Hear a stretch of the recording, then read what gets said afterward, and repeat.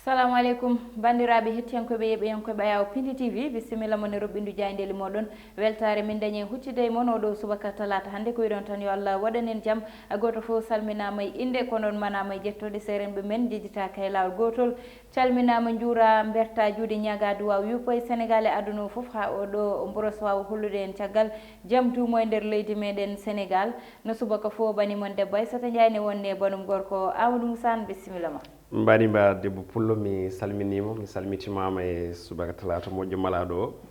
kono hade nden wajibi mbima ka dogɗo korka ɓe mbiya suusa korka en tout cas mi yi sisiɓe jooɓe e jeng ɓe mbima suusa korka donc ɓe mbi hanki noon jabtoɗaɓe mi yaafimaɓe kono meɗa andi tan ko jaam ɓolo wonno wona kam hulde korka walla dogde liggey waɗi laabi ɗi manda laabi tere korka heedal heewani aɗa heewi manqude altinaji ɗi surtout donc kadi no mbinomi hankini alhamdulillah en jiiti bani men debbo abon ɗo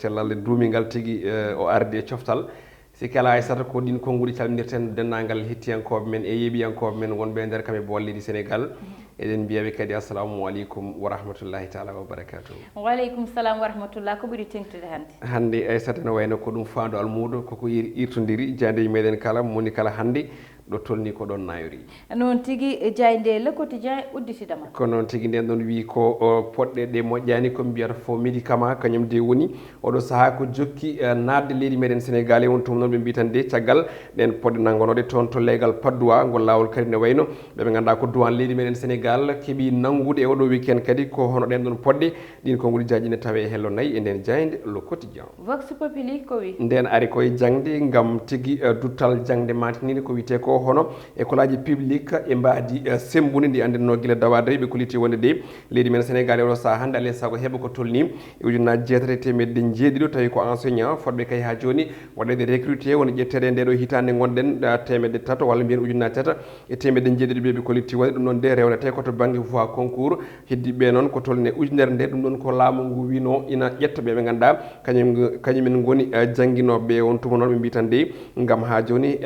école leydi Sénégal ne wayno yuɓɓa hono no mbadi muɗum aɗandi alay saago nde ɗo limorde kalɗen nde jayde winde oɗo subaka hannde ɗum heeɓo e ɗe balɗe payade walla ni e mayirɗe nde hitande 2021 jayde l'info nden ɗon jayde ne wayno ari ko yewti ko e dawrugol ɗum ɗon noon ko jokkodiral walla mbiyen jotodiral hakkude maw leydi Macky Sall eɓe ganduɗa kañum woni ɓesgu muɗum ɓe koliti wonde de oɗo saaha hannde woni ɗon ha joni ko ngakkere hoolare hakkude makko ɗum woni koɓe kaali eɓe janño hen ɓe kolitide wonde ɗum ɗon jibina ɗum ko caggal nde kunali mawɗi o waɗi ɗum tawi o ha joni o artani ɗin ɗon kunali won ɗin promesse uji kono kadi eko yewti e niɓɓere wonde e troisiéme candidature kanko maw leydi Macky Sall kono kadi e rumtade mo ɓesguji makko ha ni ɓe ganduɗa ko militaji makko gaddiɗi ɗewo kay ɗurni e oɗo saaha kono kadi e hesɓe ganduɗa ɓe koko geggi e landaji mumen gaari koɗimo ɗum ɗon woni hannde ko jayde nde waɗi décortiqué manam hincine tawe hello nayyi e nde jayde witende e l'info jayde tribune nden ɗon ari koye ngakkere ndiyam ɗo e Dakar ɓe mbiyde ko fanno ina jokki layde e dendagal leɗɗe kala e kubal e won tuma noon ɓe mbaɗi ko erago fewde e Serigne Mbaye Thiam woni jagoɗo tambiɗo gueɗe diƴƴe leydi Sénégal ɓe mbi tan de ko yo waɗa feere o faabo Dakar ɗin konnguɗi jaajine tawe hello joyyi e nde jayde witende la tribune caggal tribune ko jayde libération nden ari koye kabaru ɓurɗoɗo yajde hanke jande leydi Sénégal woni ko yewti ko e cuumo yiyanogu toon tigui to hôpital Magguette Lô mbo Linguére ha yooɓi ko tolni e pittali sukaɓe nayo tawi ko tigguji e on tuma noon ɓe koliti wonde nden limorde nde ɓeydima sukaɓe ɗiɗi ɓe ganduɗa ɓe inana kay tampuno e gonɗon cuuma nawnoɓe tan to Touba ɓe noon kadi ene wayno keddima hen woni sukaɓe jeegomo tigguji ganduɗa ɗi keddima e gonɗon cuuma hen tuma noon lorsque ngo inana yaha no hannirta ni ɗo aran ɗo ɓe koliti wonde joopa hen de ko ɓen personnel renannoɓe woni on ɗon garde ɓe koliti wonde de caggal nde lorsque waɗa hollitnoma nde cuumu ngo waɗata nde hay garde goto wonano tigui e on ɗon nokku caggal muɗum noon kuule puɗɗima tobde e dow ɓen ɗon ko heddi ko faada ko yewti e banggue ñawore woni judiciaire rende Amadou Moussa ɗon ne ina Moussa en keddotoɗen ɗon seeɗa saabu so neɗɗo ummima galle mum yeehi hôpital ko pour ha daña toon safaro kono ko tolne liruji jeegom mbasa pittali mumen muusi ene muusi ɗum ɗon wonno hanki ko gaddunomi e toɓɓere nde ni mboɗo en mbaɗe welatno kam tawi aɗan ɗo hen kalna hen ko yaaji kono noon hawre hanki mataw ko enen tan gonnoɗo kono Aissata ko hunde ganduɗa nde en kaali hanki mbiɗen ko hunde teskade c'est vrai ɗum feeñi toon to ganduɗa ko woni hôpital mbo Linguére kono welsidare nde inana yaaji dennagal cafrirde leydi Sénégal kala e kuuɓal hande o ko tolni tigguji jeegom kañumen goni heddiɓe e gurdon cumo vraiment Aissata ko hunde ganduɗa nde ene muusi no fewi ne muusi mi andani somi wonno ɗo somi wawa haalde hen saabu ɓerde ɓesɗo ina muusi hucciɗe e ko wayni haalde hen Diaynde Le Soleil ko ko noon tigui Aissata nden ɗon Diaynde waɗi ko reportage woni e cimtol jañgol toon to diwan mo Casamance ɗum noon ko gam ƴewde jaam gonɗo e artude oɗo saaha eɗen ɗon guure ɓe kolitte wonde de toon to wuuro witego Thiara oɗo saaha de ɓe goni koye wurde tawi koye ballal ndema mabɓe e ñama ko e on tuma noon ɓe garti e toon to arrondissement mbo Diouloulou e Sinthiane ɗum ɗon noon ko gam ganduɗa kay armé leydi meɗen Sénégal oɗo saaha hande riwtude dendagal ɓe ganduɗa ko daraniɓe e wiide ne potno indépendance woni mouvement MFDC e on tuma noon ɓe kollitide ɗin ɗon guure ɗeɗo guure kala ɗeɓe limti ko guure gurnode e ndema chambre en je woni ko huuro ɗayno ko saaha noon ɓe mbattidi ko e ndema kaani walla mbiyen ñama ko ɗum ɗon woni ko Diaynde fini dawi e hello jeenayyi ha sappo e ɗiɗi e nde Diaynde Le Soleil. Dakar Times nden ɗon ne ari koko yewti ko e toɓo nanodiri noɓe mbiri to banggue ɓamtari hani eko yewti e gueɗe baɗe noon e ballal ko ganduɗa ko woni ñamele ɗo e leydi meɗen Sénégal ɓe kollitti wonde de ko ɗum baɗal mantinigal wonande leydi witendi hono Émirats Arabes Unis.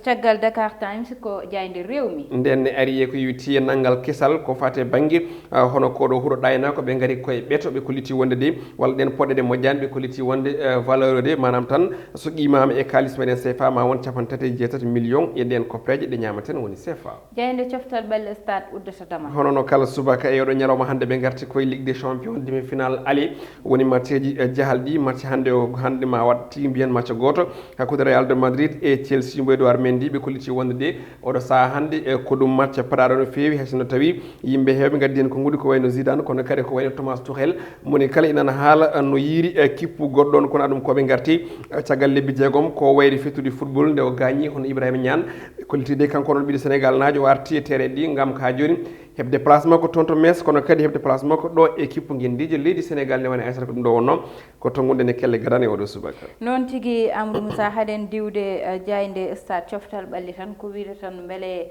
aɗani jokki coftal ɓalli e lewru korka ndu walla ka jawɗo ɗum ha lewru korka ɓenna si Aissata mbiɗa jokki bon ustama kam en tout cas aɗa andi korɗo hen saahaji wadde yogay sport nde wayno waɗɗaki mataw ɗum il faut gona tiɗɗo no fewi mo jiiɗani Halimata Dia ko on jeeyimi subake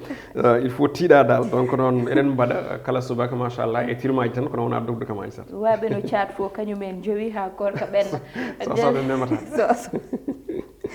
de gaare tan koye ŋakkere ndiyam Amadou Moussa ma faame ko banggal eɓɓore men wonde woni tan ko faye banggal fait divers walla gueɗe rendo hande a haalata koye ŋakkere ndiyam ɗo e nder leydi meɗen Sénégal ha tengti ɗo e wuuro lamorgo meɗen Dakar saabu ine ƴewtina ndiyam ne dañi ɗo caɗele Amadou Moussa ñande fof nono ɓuura dañde caɗele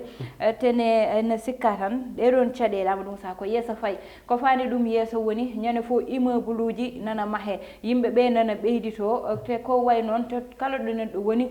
hutorto ko ndiyam te ɗamɗon ndiyam koko ganduɗa ete ina foti tottede ɗum hande beele ɗamɗon ndiyam ma gouvernement o dañ ko yoni pour tottude ɗum yimɓe ɓe no hannirta ni beele ko yoni ma ligge ɗum ɗon fof ko namde ganduɗa Amadou Moussa nan ɗo jooɗi surtout Aissata hunde ganduɗa vraiment ina uddi hakkillaji Dakar naaɓe saabu ko caɗele ndiyam hande ne famɗi leegal ngal garta tawa ndiyam muɗum ene jogui doole no fewi en tout cas c'est ene woodi ndaw leeɗe limeteɗe ɗiɗi ma tati donc Dakar hande e kewni muɗum yimɓe haali joni population nanana ɓeydo maadi nanana ɓeydo yimɓe kadi ne koɗi e nokkuji ɗi ganduɗa ɗi ko towɗi heccanki aale ɗo en mbaɗino grand reportage ɗum koto banggue radio en keeɓi namdade yimɓe hewɓe ganduɗa ko technicien ji kono kadi e jagorɗo e woɓɓe ganduɗa ɓe keeɓi gollade e ko yewiti toon to SDE woni SONES e ko nandi hen tawi ko golluɓe anduɓe ko ganduɗa ko woni diƴƴe Dakar caɗele muɗum hollidde wonde safruɗen caɗele no mbiɗa ni wona hunde wemde saabu wona finde subaka goto tan safru ɗum ɗo ko caɗele ɗe ngannduɗaa ɗe ene ɓooyi e ndeer leydi meɗen Sénégal kadi hitaande fof ene ɓeydoo sabu no kaalirɗen ni yimɓe ɓe ene ɓeydoo kono kadi kodki ene ɓeydoo hannde o so wiyama nouvelle ville toon to Diamniadio tawi production aussi ɓeydaaki firti ko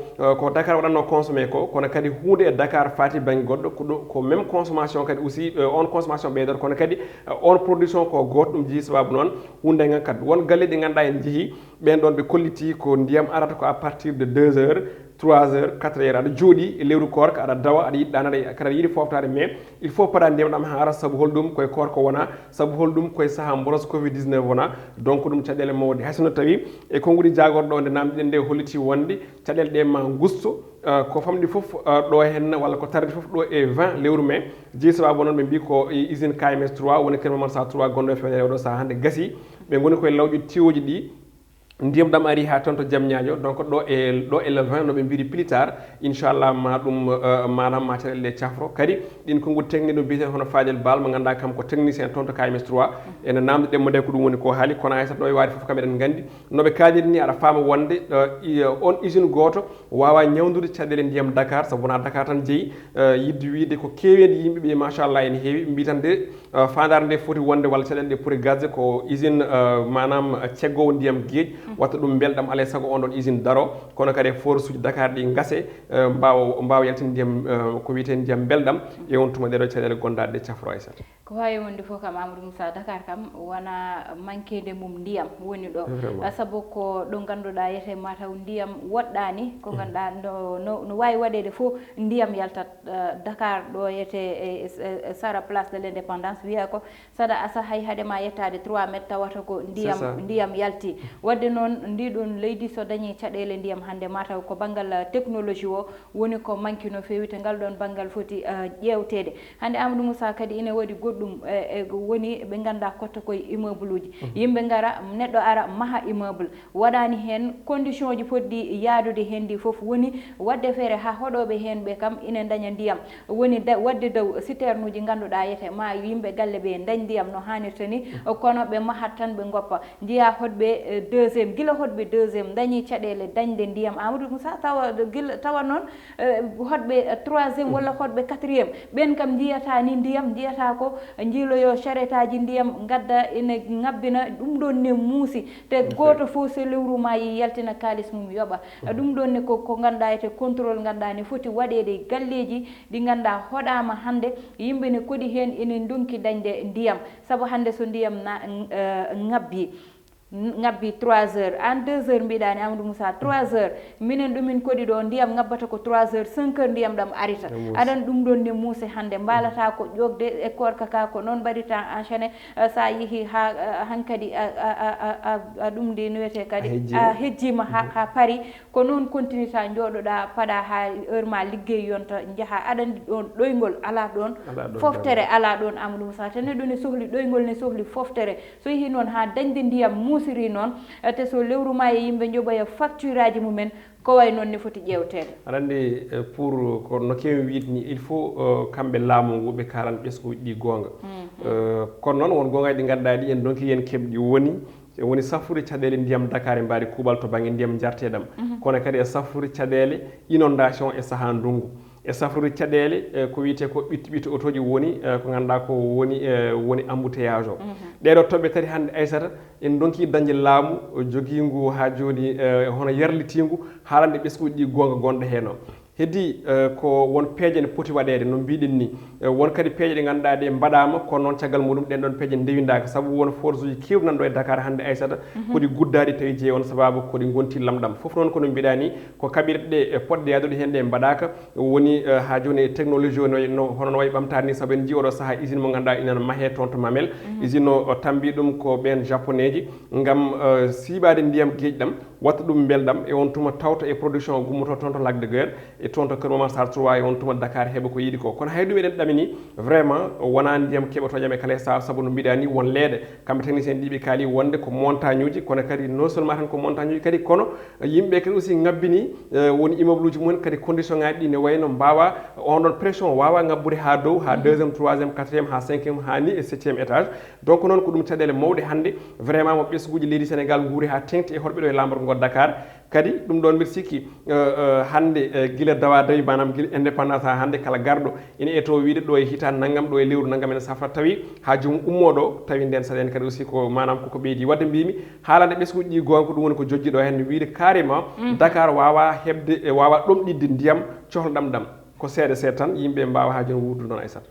so waɗama ko foti waɗede ko tan Amadou Moussa yimɓe ma jar ha mbatta sulmade mbatta ɓuftade ha yona koko tan waɗede no foti waɗirede ni e rewnede ɗo foti rewde ɗo saabu Dakar ko ndiyam taari ɗum ɗo koye ɗi konngudi guddeten roɓɓindu jayndeli meɗen ko tuttude won aadi janggo so Allah lamɗo jaaɓi banimon debbo Aissata Ndiaye wonno banum gorko Amadou Moussa heɗen no e banggal caméra o ko Mansour Sow alias Thiat